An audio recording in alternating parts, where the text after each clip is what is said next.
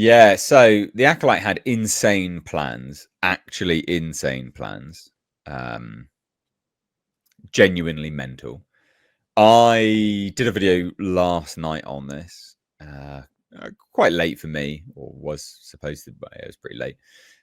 And I could just burst out laughing. So funny. I mean, look, you read this headline. The Acolyte creator Leslie Headland planned for 3 seasons and a movie, according to Star. 3 seasons and a movie, mate. That wouldn't have just bought me a Toyota Celica. Okay, that would have. You said it right for a change. That would have potentially paid off half my mortgage. 3 seasons and a movie. Bring it back. I'm so game. It would be so funny. I genuinely, I can't believe it. I can't believe it. You know, by the time they got to that movie, like the budget for the movie had been like $1 billion, and it would have made probably like, would. and it made like stretch.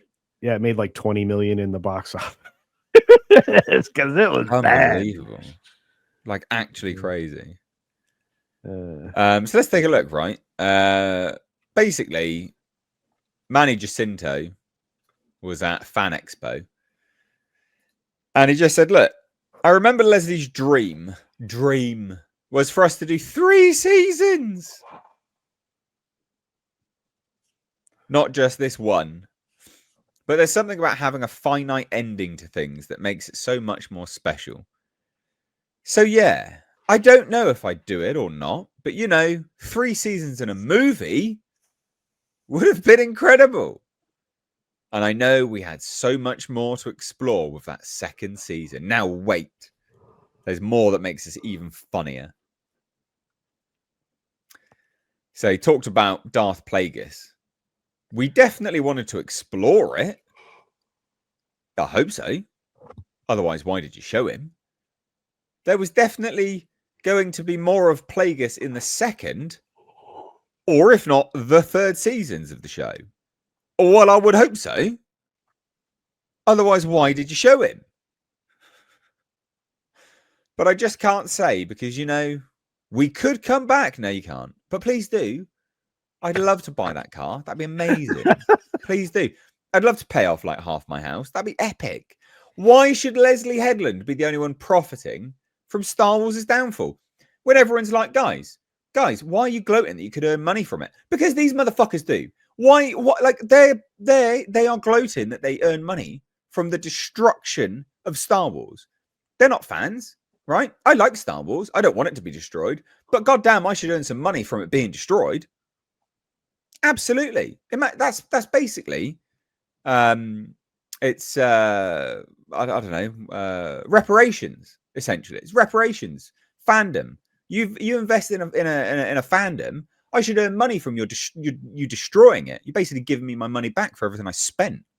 You scum. Anyway, so he says I don't want to spoil anything or give anybody any false hope. No one's got any false hope for this, mate. But I do actually. I'd love it to come back. But I would just say there's a lot more to explore for sure. There you go. What do you reckon, mate? Dude, this is what happens when you let your fantasies and delusion run wild.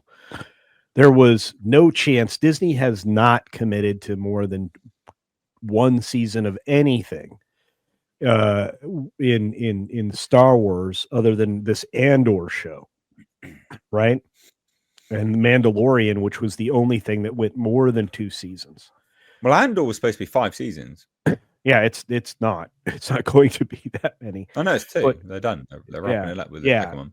Yeah, and how much money is it costing them for the 2 seasons in total? Yeah, like over $600 million. Yeah. So look, there was no money for this. There was no will for this, and there was no reason it should have been greenlit in the first place. This is a vanity project that was greenlit by Kathleen Kennedy to begin with, and there was no way it was going to get a 2nd or 3rd or potentially a film after that. This is just delusion, and she was just sharing her delusion with everybody around her. The broad appeal of this show never would have been realized no matter what they did to it, because it was so limited in its scope as far as its audience goes that outside of like a handful of people that still were Star Wars fans that might have an interest in the occult version of the Force and, having a nonsensical, plotless story thrown at you with no mystery that was promised and or anything else, this thing was never going to get farther than, well, in any other studio concept. The fact that they made one season of this was the achievement. So, I mean, I don't know what else to say. This was ridiculous from the onset. He probably realized that, but I think that, Manny Jacinto just wants to be in something that's going to be long lasting and will make him some money. It's not this. Yeah, I liked him as an actor. I thought he did a good job. To be fair. I think he did fine. I think he was fine as the character, but at the same time, he was probably one of the only good things in it. And also, I mean, he's got another chance at something, right? I mean, the latest is on the casting is he's jumping ship to another studio within Disney. But I didn't know. Yeah.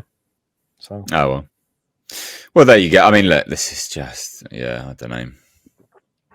So funny, so funny, so fun. I stand by that. Like, I just think Kathleen Kennedy as well. What a fucking idiot. Because this would have been pitched as a multi-season thing, and she would have gone, "Yeah, that's great." Oh my God, what's wrong with you? And why doesn't mainstream media? Mainstream media does not give Leslie Headland enough flack.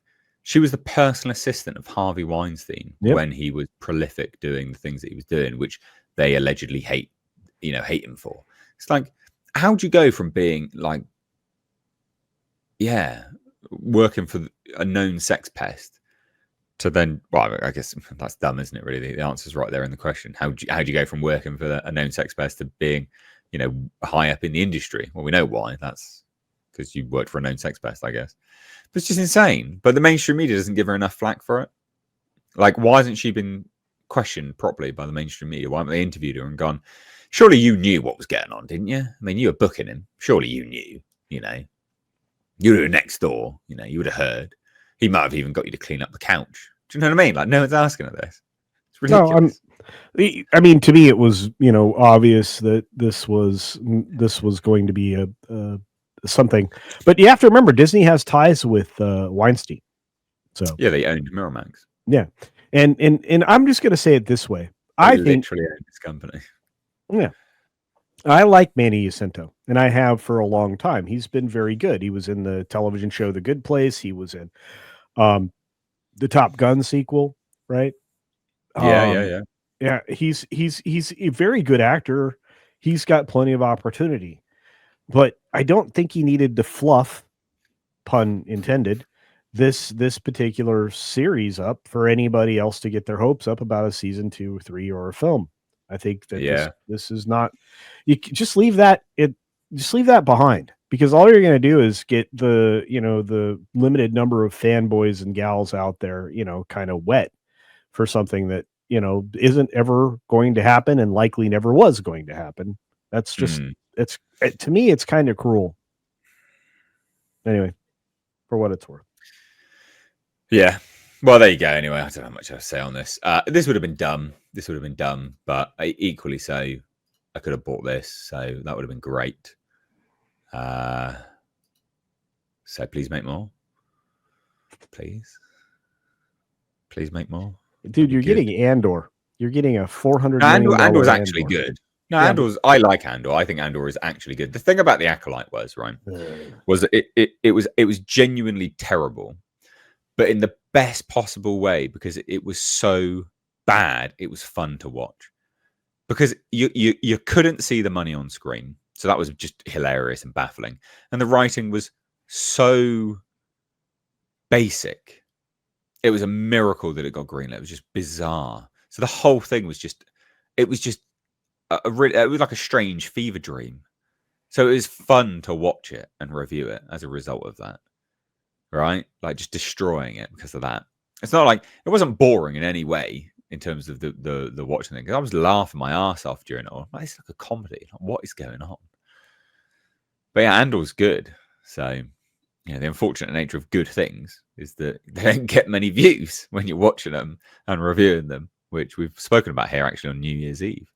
People were saying about negativity and stuff. It's like, that's just the way the algorithm works. Can't do anything about it. I still talk about good stuff.